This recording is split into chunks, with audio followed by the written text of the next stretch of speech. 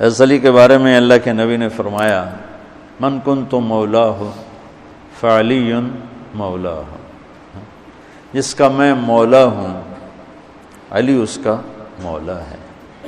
اور یہاں مولا سے مراد دوست نہیں ہے، یہ ہم دوست کا ترجمہ کرتے ہیں آقا، سردار، جس کا میں سردار ہوں علی اس کے سردار ہیں۔ اس کے پیچھے ایک کافی پس منظر میں بہت سی چیزیں ہیں، ان کی صفائی کرنے کے لیے میرے نبی نے غدیر خم پر یہ حدیث بیان فرمائی خطبے میں کہ جس کا میں مولا ہوں اس کا علی مولا ہے۔ تو یہ چند دن پہلے مجھے خیال آیا کہ ہمیں حضرت علی نہیں کہنا چاہیے، ہمیں مولا علی کہنا چاہیے، کہ میرے نبی ہمیں ان کو ہمارا مولا بنا کے گئے ہیں۔ ہم سمجھتے ہیں صرف یہ شیعہ کہتے ہیں مولا علی، وہ صحیح کہتے ہیں، من کنت مولاہ فعلی مولاہ۔ آپ سب کے چہروں پہ میں حیرانی دیکھ رہا ہوں، حالانکہ میں آپ کو صحیح حدیث پیش کر رہا ہوں، من کنت مولاہ فعلی مولاہ، جس کا میں مولا ہوں علی اس کا مولا ہے۔ تو میں اب حضرت علی نہیں کہتا، میں کہتا ہوں مولا علی، کہ ان کا حق ہے۔ جیسے ہر صحابی کی بعض خصوصیات ہیں جو دوسرے میں نہیں۔ آپ نے ابو بکر سب سے بڑی ہستی ہیں صحابہ میں، ان کو نہیں، آپ نے کہا کہ تو جنت میں میرے آگے آگے چلتا ہے۔ بلال کو کہا کیا بات ہے، جب جنت میں جاتا ہوں مجھ سے آگے آگے چلتا نظر آتا ہے، جزوی فضیلت۔ سارے لوگ پیدل چلیں گے، میں براق پہ چلوں گا، میرے نبی نے فرمایا، اور بلال میرے آگے سرخ اونٹنی پہ بیٹھ کے چلے گا، یہ جزوی فضیلت۔ جنت میں جانے لگوں گا تو جنت کی سواری کی لگام ایسے نیچے گرے گی۔ نیچے گرنے کا مطلب ہے کوئی ڈرائیور آئے گا، کوچوان آئے گا جو چلائے گا، تو بلال حبشی کو یہ رسی پکڑائی جائے گی۔ تو اس طرح یہ جزوی فضائل کسی کے کسی طرح، کسی کے کسی طرح ہیں۔ تو مجھے خیال ہے کہ ہم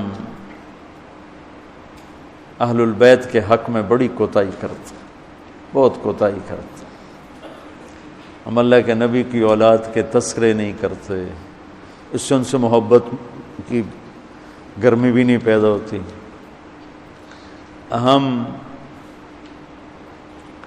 تم میری اولاد کی برائیاں میرے سامنے شروع کر دو تو تم مجھے اچھے لگو گے، اور میرے سامنے آ کر میری اولاد کی تم تعریف شروع کر دو، چاہے مجھے پتہ بھی ہو جھوٹی تعریف کرنا، تو بھی میرا دل خوش ہو جائے گا۔ تو ہم نے نا اللہ کے نبی کے گھرانے کے بارے میں بہت کوتاہی کی ہے، بہت کوتاہی کی۔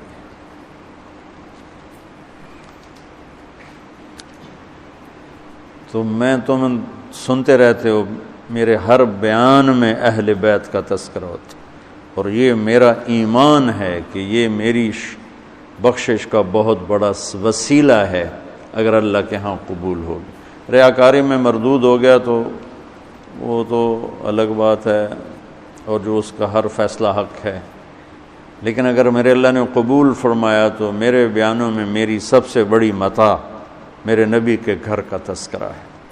میں اس سے اندر کی محبت سے بھر کے کرتا ہوں، اور اپنی کوتاہی پر اور امت کی کوتاہی پر استغفار کرتا ہوں کہ ہم نے اپنے نبی کی اولاد بھلانا تو کیا ہے، 60 سال میں کیا کر دیا، ذبح کر کے رکھ دی۔ مجھے حیرت ہوتی ہے کہ نبی کا نواسہ ہو اور ادھر سارے نامراد سور قسم کے انسان ہوں، اور پھر ان کے پیچھے لگ کے نبی کے نواسے کو ذبح کر دیا جائے، کچھ سمجھ میں نہیں آتی۔ شاید اللہ ان کے عالی شان مقام طے کر چکا تھا۔ جب وہ سب ساتھیوں نے کہا نا کہ آپ واپس چلیں، وہاں ابن زیاد آ چکا ہے، واپس چلیں، تو فرمایا کہ نہیں مجھے جانا ہے۔ ان کا تم موت دیکھ رہے ہو، کیوں جا رہے ہو؟ کہا مجھے میرے اللہ کے نبی خواب میں ملے ہیں، انہوں نے مجھے کچھ بات فرمائی ہے، لہذا مجھے جانا ہی جانا ہے۔